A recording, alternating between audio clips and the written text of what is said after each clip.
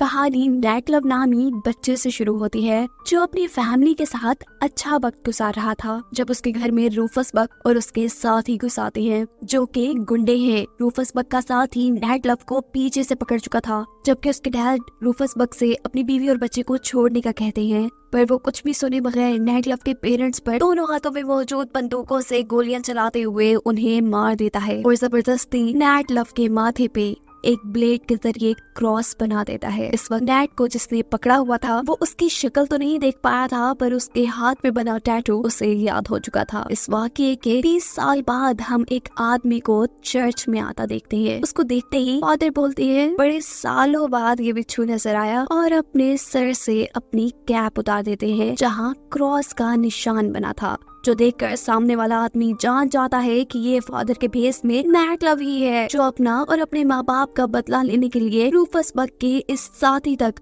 उसके हाथ पे बने टैटू के जरिए पहुंच चुका था जिसका उसने चेहरा तक नहीं देखा था। यानी सच में कुछ तो बात थी इस नाइट में।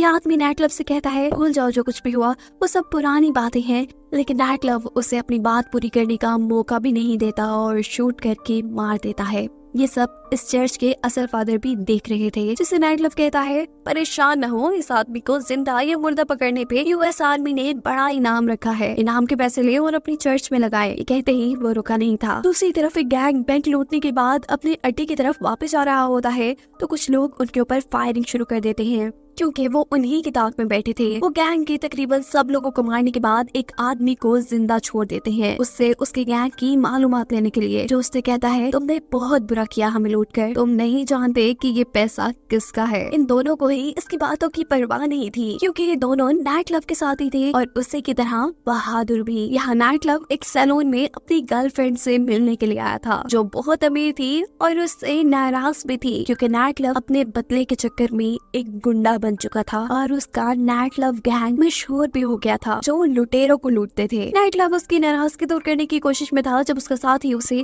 एक जरूरी काम के लिए बुलाने आ जाता है और नाइट लव को उस गैंग के जिंदा बचे आदमी से मिलवाता है जिन्हें सुबह में उन्होंने लूटा था, जो उससे कहता है नाइट लव तुमने सच में बहुत बुरा किया हमें लूट के, तुम मुसीबत में पड़ोगे क्योंकि हमारी लूट का पैसा रूफस बक का था जो जल्द ही जेल से छूटने वाला है। फिर देखना वो अपने पैसे के लिए तुम्हारा क्या हाल करता है। नाइट उस आदमी की सारी बातें सुनने के बाद जिंदा उस आदमी को वहाँ से भेज देता है और नेक्स्ट सीन में हमें चलती ट्रेन को दिखाया जाता है जिसको रोकने के लिए उसके सामने एक घोड़े पे एक लड़की खड़ी थी। उसे देखकर आर्मी की ये ट्रेन एकदम से रुकती है और गैंग के बहुत सारे लोग उसके अंदर जाकर यूएस आर्मी के लोगों को बंदी बना लेते हैं और फिर घोड़े वाली लड़की बड़ी ही स्टाइल से एक पेपर जर्नल को दिखाते हुए कहती है जर्नल क्या तुम जानते हो ये क्या है? ये पेपर एक गवर्नमेंट ऑर्डर है और बहुत ही अहम है क्योंकि इसमें रूफस बक की रिहाई है और साथ ही इसमें लिखा है कि रूफस बक गैंग के सारे क्रिमिनल रिकॉर्ड्स खत्म कर दिए गए हैं, इसीलिए आज से हम आजाद हैं। यहाँ तक कि हमें तो तुम्हें मारने तक के पैसे दिए गए हैं क्योंकि हमें पता चला है कि तुम बहुत ही ज्यादा करप्ट हो, तुमने चंद सिक्कों के लिए एक शहर को तबाह कर दिया। असल में ये पूरा गैंग रूफस बक का ही था जो जानता था कि इस ट्रेन में रूफस बक को कहीं और लेकर जाया जा रहा है। ये सब उसे आजाद करवाने के बाद सभी सोल्जर्स को मारकर अपने घोड़ों पर बैठकर रेडवुड सिटी के लिए निकल जाते हैं जो पहले रूफस बक का अड्डा हुआ करती थी, पर उसके जेल जाने के बाद उसका ही एक आदमी रेडवुड सिटी का मेयर बन चुका था जो इस शहर से बहुत पैसे कमा चुका था। रूफस बक उसे अच्छा खासा पीटने के बाद कहता है चलो शराफत से यहाँ से निकल जाओ वरना मारे जाओगे। जबकि दूसरी तरफ नाइट लव के पीछे यूएस मार्शल आते हैं जो उससे कहते हैं सुना है बड़ा पैसा कमा रहे हो आजकल। नाइट लव जवाब देता है अरे नहीं नहीं, मैं तो बस लुटेरों को लूटता हूँ, जो मिल जाए रख लेता हूँ, कभी मैंने बैंक नहीं लूटा, मैं अच्छा आदमी हूँ।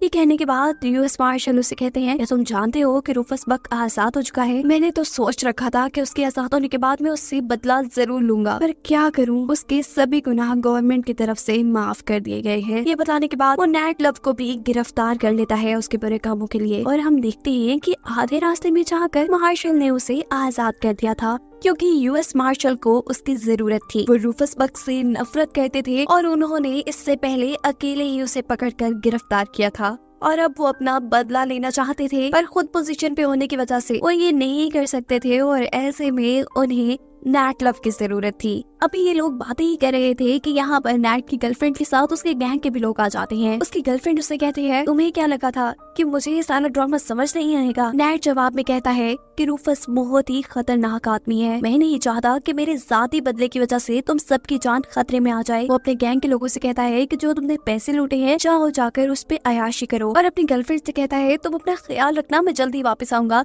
लेकिन कोई उसकी बात मानने को तैयार नहीं था, क्योंकि सबका इरादा उसके साथ उसकी मिशन पे जाने का था, जिसके लिए ये लोग रूफस के शहर यानी रेडवुड सिटी के लिए निकल जाते हैं, जहाँ रूफस बक और उसके साथी अभी ये बातें कर रही हैं कि ये जगह दोबारा से उनके लिए जन्नत बन सकती है, पर इसके लिए उन्हें बहुत सा पैसा चाहिए, जो पैसा रूफस बक का गद्दार साथी इस शहर का मेयर खा चुका है। और रूफस के पास तो पैसा इकट्ठा करने का एक और भी प्लान था। दिखाया जाता है कि रूफस की साथी सारे शहर वालों को इकट्ठा करती है और बताती है कि उनके पास खबर आई है कि इस शहर को गवर्नमेंट हाथी आने वाली है और ये शहर बड़े से बिल्डर्स को बेच दिया जाएगा, जिसकी वजह से यहाँ के लोगों के घर भी खत्म हो जाएंगे। अगर सब लोगों को अपने घर बचाने हैं तो उन्हें $50,000 जमा करने होंगे और रूफस बक उनकी मदद करेगा। जवाब में यहाँ के लोग कहते हैं कि पहली बात तो हम इतने पैसे इकट्ठे नहीं कर पाएंगे, और दूसरी बात ये कि हम रूफस बक जैसे बुरे आदमी पर एतबार कैसे करें। जो सुनते ही रूफस बक बोल पड़ता है कि ये शहर मैंने सिर्फ अपने लिए नहीं बनाया, ये हम सबका शहर है और इसकी तरक्की के लिए सबको मेहनत करनी होगी।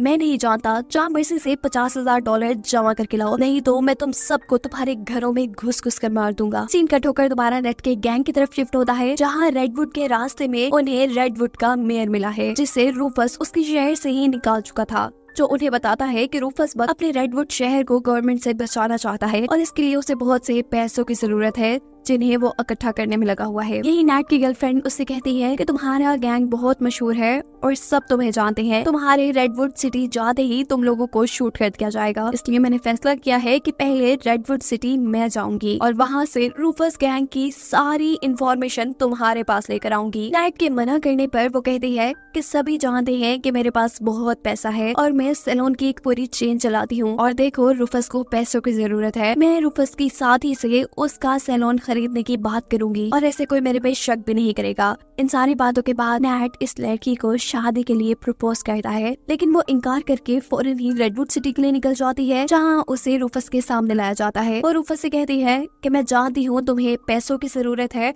और मैं ये सैलून खरीदना चाहती हूँ। रूफस जवाब में कहता है कि हाँ मैं तुम्हें जानता हूँ, तुम बहुत पैसे वाली हो, लेकिन मैं अपने आप को भी जानता हूँ, मेरा नाम रूफस बक है और मेरे नाम से सब लोग कांपते हैं। एक अकेली लड़की का मेरे अड्डे पे ऐसे आ जाना कोई इत्तेफाक नहीं हो सकता। ये बात मैं श्योरिटी से कह सकता हूँ कि तुम्हारे यहाँ आने के पीछे कोई खास वजह है। ये कहते ही उसे बंदी बना लिया जाता है और ये हुक्म दिया जाता है कि अगर कोई सुबह तक उसे लेने ना आया तो उसे मार दिया जाएगा।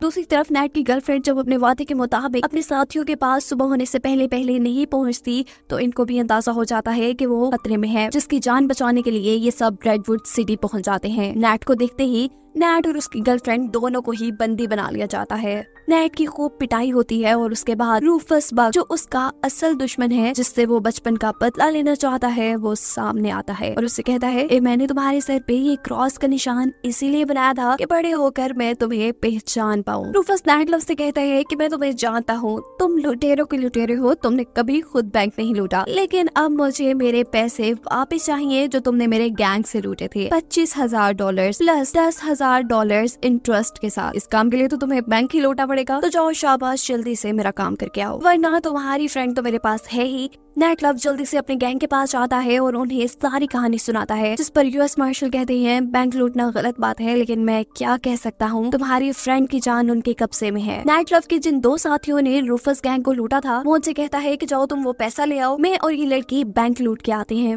ये दोनों बैंक पहुंचते ही यहाँ की वर्कर्स पे गन तान देते हैं। नैट के साथ ही सारा पैसा इकट्ठा करती है और यहाँ से ये दोनों चले जाते हैं बिना किसी को नुकसान पहुँचाए, बिना किसी को गोली मारे। नैट का पूरा गैंग अब पैसों के साथ इकट्ठा होता है और यूएस मार्शल नैट से कहते हैं मैं रूफस को बहुत अच्छे से जानता हूँ, ये पैसे लेने के बाद भी वो तुम्हारी गर्लफ्रेंड को ऐसे नहीं छोड़ेगा। ये लोग अभी इसी सोच में थे कि आखिर क्या किया जाए जब रेडवुड सिटी का मेयर उनके पास आता है और उनसे कहता है कि अगर तुम रूफस के खिलाफ जंग का सोच रहे हो तो मैं भी तुम्हारे साथ हूँ और मैं तुम्हारे लिए गिफ्ट भी लेके आया हूँ। जो गिफ्ट थे बहुत से वेपन्स। वो इनसे कहता है कि रेडवुड सिटी हमेशा से मेरा था और मैं उसे पाने के लिए कुछ भी कर सकता हूँ। ये लोग रेडवुड सिटी के लिए लिए निकल जाते हैं और गैरेज को यूएस मार्शल खुद चला रहे थे, क्योंकि उन्हें कोई भी गुंडा आसानी से नहीं मार सकता था। सभी जानते थे कि उनको मारने पर यूएस आर्मी उनके पीछे पड़ जाएगी। रूफस के गैंग के कुछ आदमी मार्शल के पास आते हैं, जिनसे मार्शल कहता है कि मैं रूफस से एक डील करने के लिए आया हूँ। उनके ऐसा कहते ही मार्शल के गैरेज में एक बड़ा सा ब्लास्ट होता है। रूफस के 4 आदमी मारे जाते हैं और शहर के सभी लोग इस धमाके से डरकर यहाँ से भाग जाते हैं। रास्ता साफ होने के बाद यहाँ पर नेट लव अपने गैंग के साथ एक और गैरेज में आता है। इस गैरेज में वो सारा पैसा भी है और बहुत से डायनामाइट्स, जिससे ये लोग कुछ भी तबाह कर सकते हैं। नेट लव रूफस से कहता है कि पहले मेरी गर्लफ्रेंड को छोड़ो और फिर जो तुम चाहोगे वैसा ही होगा। पर उसके बाद ना मानते हुए रूफस का एक आदमी उसके ऊपर गन तान देता है। ऐसा करते देखकर नेट का आदमी भी रूफस के आदमी के ऊपर गन तान देता है। उसे ऐसा करते देख रूफस का आदमी उसे ही मार देता है। यानी नेट का एक आदमी मर्च, जिसके जवाब में यहाँ पे एक छोटी सी जंग छिड़ जाती है। ये सब लोग एक दूसरे के ऊपर धड़ाधड़ गोलियां बरसा रहे थे। नेट भी घोड़े के ऊपर बैठा हुआ गोलियां चलाते हुए रूफस के बहुत से आदमियों को मार चुका था। जिसके बाद नेट की गर्लफ्रेंड और रूफस के साथी के दरमियान में हमें एक फाइट दिखाई जाती है। वैसे तो नेट की गर्लफ्रेंड को ही ज्यादा मार पड़ रही थी, लेकिन एक पॉइंट ऐसा आता है जहाँ पर आखिर वो रूफस के साथी को हरा ही देती है। यहाँ जब रेडवुड सिटी का मेयर रूफस को बम से उड़ाने के लिए उसके पास जाता है, तो उससे पहले ही रूफस उसे ये कहते हुए मार देता है, मैं तो हमेशा से ही जानता था कि तुम धोखेबाज हो। फाइनली अब रूफस और नेट लव का सामना हो जाता है। वैसे तो इन्हें हमने सामने आकर लड़ना ही चाहिए, लेकिन यहाँ रूफस नेट लव को अपनी जिंदगी की कहानी सुनाना शुरू करता है। जब वो छोटा था तो उसके डैड एक बहुत बुरे इंसान थे, बैंक लुटेरे थे और उसकी माँ को बहुत ज्यादा मारा करते थे, साथ में उसे भी। एक दिन जब रूफस के डैड उसकी पिटाई कर रहे थे तो उसकी माँ ने उसको बचाने की कोशिश की। गुस्से में रूफस के डैड ने उसकी माँ को उसकी आंखों के सामने ही कत्ल कर दिया और रूफस को भी छोड़कर चले गए।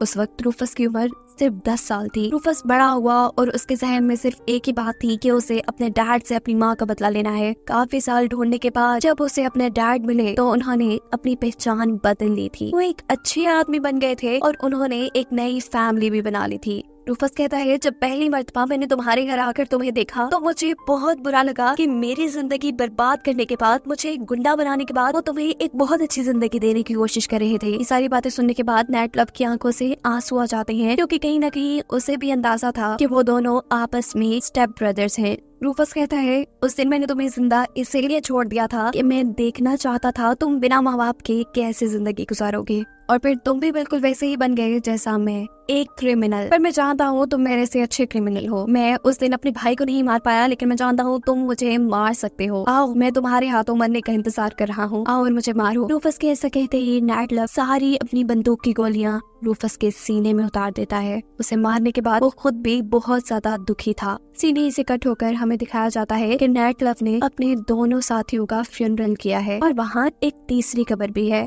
जो नेट लव की थी। इसलिए नहीं कि वो खुद भी मर गया था, बल्कि इसलिए कि उसने पुराने नेट लव को मार दिया था और अब वो अपना बदला पूरा करने के बाद एक नई और एक अच्छी जिंदगी गुजारना चाहता था अपनी लाइफ पार्टनर के साथ। और यही सब दिखाते हुए ये कहानी यहाँ खत्म हो जाती है।